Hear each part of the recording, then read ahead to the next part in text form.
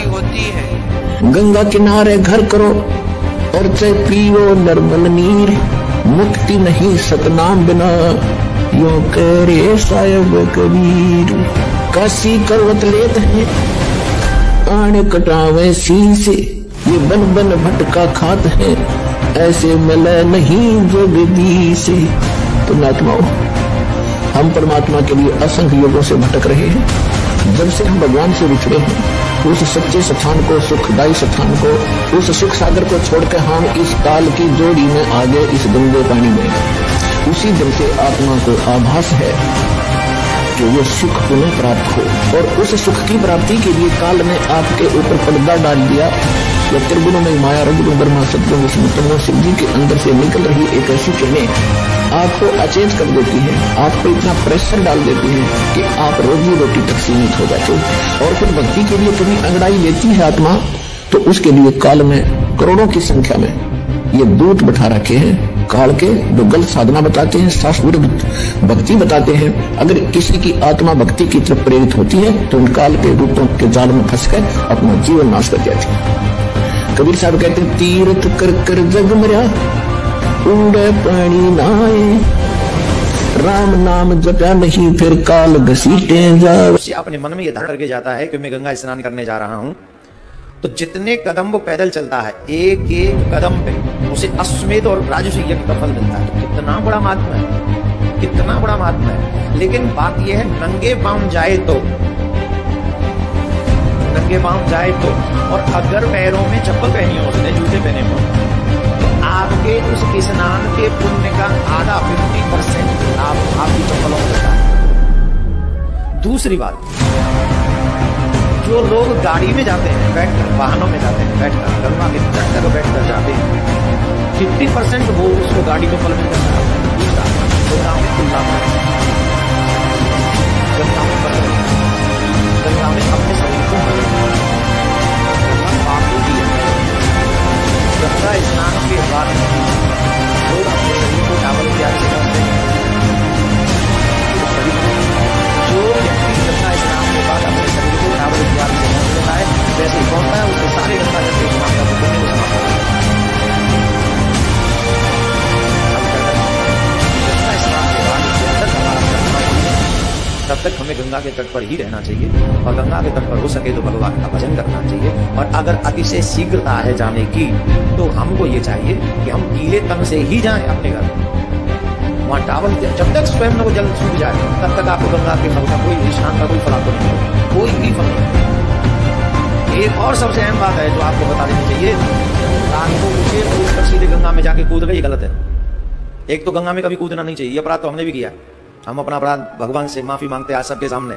हरिद्वार में तो पुल बोलते और छोटी उम्र थी तो सब कूदते, तो हम भी कूद सकते हैं इसमें, हम भी कूदे, तो ये अपराध है। गंगा माँ से क्षमा मांगते, अब जाएंगे तो फिर और क्षमा मांगते। तो गंगा में कभी कूदना नहीं चाहिए, स्विमिंग नहीं करनी चाहिए, त्याग वो स्विमिंग भी किया, वो भी पाप किया, वो भी स्वीकार करते हैं। गंगा में हमेशा स्नान करके जाओ अपने घर से, और फिर बाद में जाके तब जाके आपको पूर्णतः गंगा फल मिलता है। गंगा में आप जाएं, पहले पूजन करें, पूजन करके फिर आचमन करके संकल्प करके उस गंगा में चढ़ रखें। तो जिस समय आप गंगा में चढ़ रखते हो उस समय नारायण हो जाते हैं। जब गंगा को आप अपने किसी पात्र में लेते हो उसमें आप पुष्पा हो जाते हो, और जब मुट्ठी लगाते हो जब वो गंगा आपके सर पे आती है उस समय आपको महेश हो जाता है। कितना बड़ा फल मिलता है। यही बात गंगा के स्नान में भी है, ये नहीं सिर्फ गंगा की बात, यही बात जमुना के स्नान में भी है। सबको विश्वास करने वाली बात हम सब का जान करती है। इसलिए मैं गारंटी से कहता हूँ 99% लोगों को नहीं पता है। इसलिए जब इसका वीडियो आकर पहुंचे तो ज्यादा से ज्यादा उन सनातनियों को जरूर सुनाइएगा जो गंगा में स्नान करने जाते हैं। गंगा में नहाने का केवल स्नान का लाभ तो है, लेकिन आध्यात्मिक लाभ कति नहीं। उधर निर्मल जल है, सतलोक से आया हुआ है, वो तो पीने के लिए है, केवल उसमें नहाकर कल्याण नहीं हो सकता। ये अगर ऐसा होता तो गीता जी में लिख देते भगवान परमात्मा एक दो शब्द की तरह लिख देते गंगा में नहाइयो, तो उसमें नहीं लिखा है, तो विधान नहीं है प्रभु का। हमने कि उस कल्याणार्थ गंगा पर नहीं जाना चाहिए। कुंभ का मेला भरता है कहीं तो बताते हैं सुबह 2:10 पर पृथ्वी लागेगी और वह 1 घंटे तक रहेगी, उसके दौरान जो नहा लेगा उसका बेड़ा पार है। अरे तुमने सैकड़ों पर भी नहा ली तो बेड़ा पार होगा नहीं, दुनिया दुखी हो रही। और तुमसे पहले तो उस पर भी में वो जीव जंतु पहले नहाने लग रहे, उनका तो कुल टाइम में ना उठता, वो पार हो जाएंगे। मूर्ख बना रखे आपको।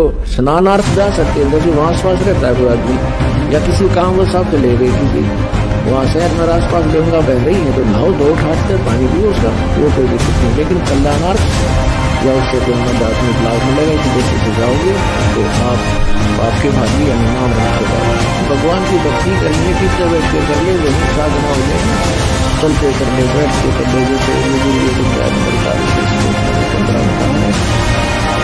मेरी साधना करनी है, वीर ज्ञानदाता बन बैठा तो ओम करके समर्थ के लिए सिमर करके ओम समर्थ